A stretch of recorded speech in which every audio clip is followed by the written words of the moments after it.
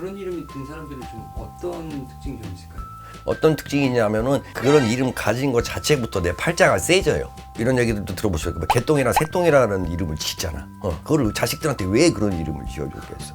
근데 그거를 채워주기 위해서 이름을 짓고 가게 간판 상호를 짓고 장명을 하는 거거든요. 네. 팔자를 사납게 하는 이름이 있을까요? 팔자를 사납게 하는 이름이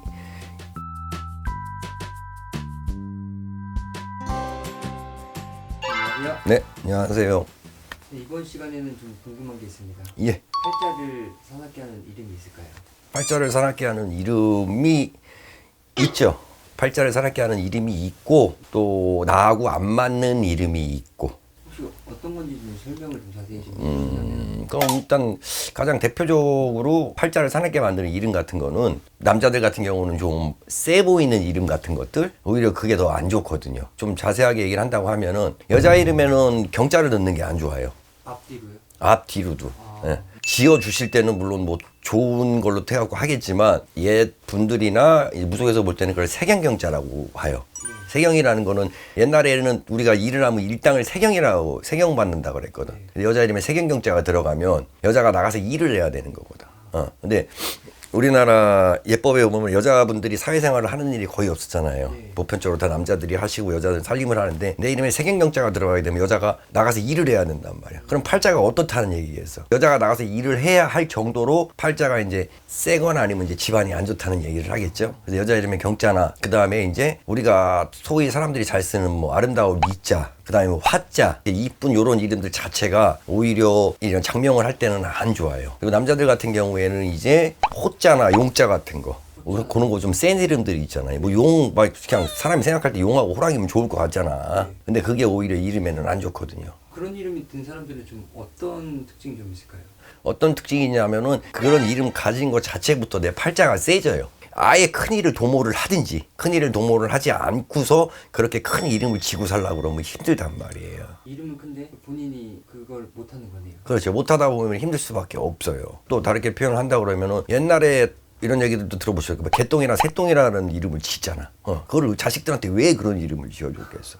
그 태어난 사주팔자 자체가 단명사주라든가 아니면은 팔자가 세기 때문에 그런 거를 액땜을 하기 위해서 이름을 촌스럽더라도 그렇게 지어준 거거든요. 뭐 요즘 세대들은 장명에 또 한 자손 두 자손만 낳다 보니까 장명을 지을 때 조금 좀 독특한 이름들 그리고 좀 남들이 잘 안 쓰는 이름들 이런 거를 좀 지으려고 하시는 경향이 있는데 이름이라는 거는 쉽게 표현을 한다 그러면은 우리가 사주팔자를 뜯어봤을 때 오행이라는 기운이 있단 말이에요. 근데 이 오행이라는 기운이 거의 일정하게 있으신 분들이 없어요. 어느 게 많거나 아니면 어느 게 없거나 이런다고. 근데 그거를 채워주기 위해서 이름을 짓고 가게 간판 상호를 짓고 장명을 하는 거거든요. 네.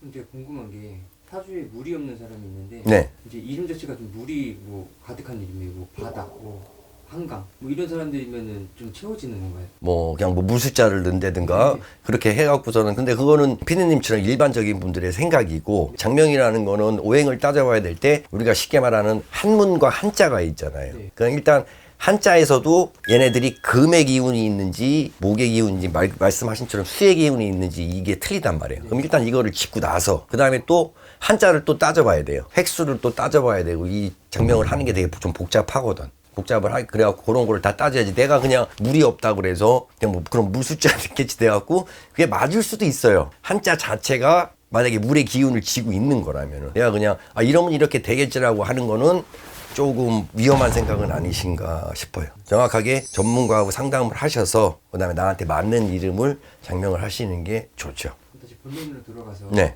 그런 분들은 좀 어떻게 하는 게 좋을까요? 일단 살아가시면서 네.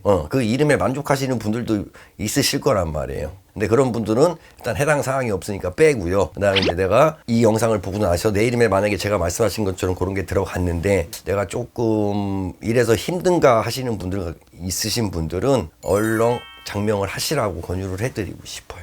그거 하나 바꾸는 것만으로도 내 인생이 많이 바뀌는 경우를 전 많이 장명을 해줘봤기 때문에 알고 그거 하나만으로도 내 인생의 어떤 전환점이 된다거나 내 운을 좋게 하는 하나의 이제 방법이죠. 감사합니다. 네.